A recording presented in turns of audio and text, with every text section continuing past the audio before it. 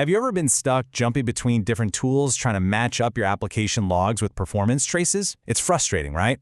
Well, in this explainer, we're going to show you exactly how to fix that. We'll be sending all your data straight to AWS CloudWatch, all by using the open standard OpenTelemetry. Let's dive in. Okay, so here's our game plan. First, we'll talk about why this is such a game changer. Then, we'll peek under the hood to see how it all connects. After that, we'll explore the two main ways you can set this up, using a collector or going direct with an SDK. And we'll wrap it all up with some really important limits and troubleshooting tips to get you ready for production. So let's start with the big idea here. What do we even mean by unified observability, and why is standardizing your data such a big deal?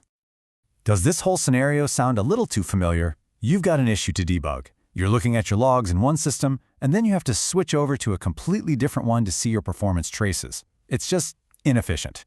It makes finding the root cause of a problem a total headache. This data silo is exactly the problem we're here to solve. And this is where OpenTelemetry, or OTel as you'll hear it called, really shines. I like to think of it as a universal translator for all your application data. It's this awesome open source framework that creates one single standard way to collect and send your logs, your metrics, and your traces. And here's the best part. Because you're using an open standard, you are not locked into any single vendor. You get the freedom to pick and choose the best tools for your needs. So what do you actually get by sending all this standardized OTel data to AWS CloudWatch? Well, for one, you see everything in one place. You can finally correlate that slow performance trace with the exact log error that caused it, which just slashes your debugging time. Plus, you get to use all the powerful native AWS tools like Logs Insights and Livetail on all of your open standard data. It's the best of both worlds. Okay, let's move on and see how this connection is actually made. We're going to look at the technical backbone that makes this all possible, and that is OTLP endpoints. You know, the magic here really happens through something called OTLP, the OpenTelemetry protocol. It's just the standard way that OTel sends data around. And what AWS has done is provide these dedicated HTTP endpoints that are built specifically to receive this OTLP data. So OTLP basically acts as the bridge connecting your app to CloudWatch. And check out how simple this is. AWS gives you two URLs, one for traces and one for logs. You literally just pop in your AWS region, and that's it. That's your target. The best part? It's all secured using standard built-in AWS authentication, so you don't have to juggle any extra keys or credentials. So this brings you to a really important decision. There are basically two main ways to get your data to these endpoints. You can use what's called the all-in-one collector, which is a central agent that gathers data from all your services and then sends it on. Or you can go collectorless and just have your application's SDK send the data directly. Let's break down both of these paths. First up, let's talk about the all-in-one collector. You can think of this thing as a central hub for all your telemetry. We'll be focusing on the contrib version, which is the community-supported one that comes packed with all the extra components you'll need to talk to AWS. Setting up the collector is really just a three-step dance. First, you install it. Second, you give it the right permissions to send data to AWS. There's a handy pre-built policy for this. And third, you just have to tell the collector what to do and where to send everything using a pretty simple configuration file. Now, inside that configuration file, two key things need to happen. First, you define your destination, those CloudWatch endpoints we just looked at. And second, you set up the security, telling the collector to use its built-in AWS authentication. This is what links your data pipeline securely to your AWS account. And the final piece of this collector puzzle is the service block. This is where you actually define your data pipelines. A pipeline is super simple. It just connects a receiver, which is how the collector gets data, to an exporter. So in our case, we're taking data coming in from the OTLP receiver and sending it right out through our CloudWatch exporters. It's a really clean and powerful way to manage that data flow.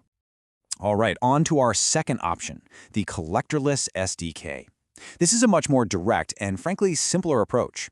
It's perfect if you want to instrument just one application without having to manage a whole separate collector agent. And the key to this path is the AWS distro for OpenTelemetry, or ADOT.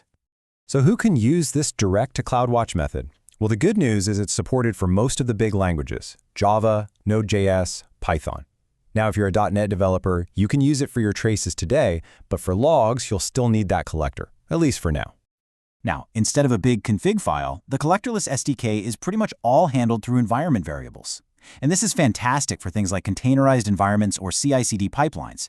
For a Python app, for example, you just set a few variables to point to the logs endpoint and tell it which log group to use. It's incredibly simple and declarative.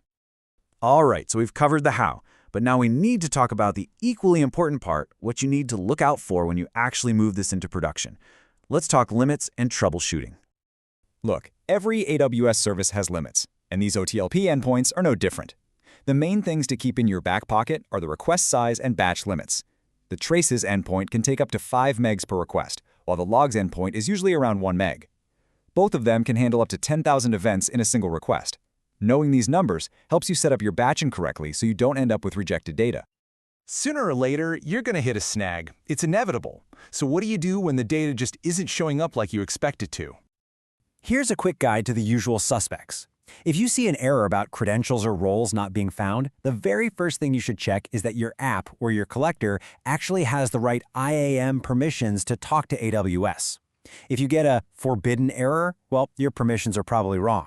And if you start seeing timeouts, that's almost always a sign that you need to tweak your batch settings. You're probably trying to send too much data at once.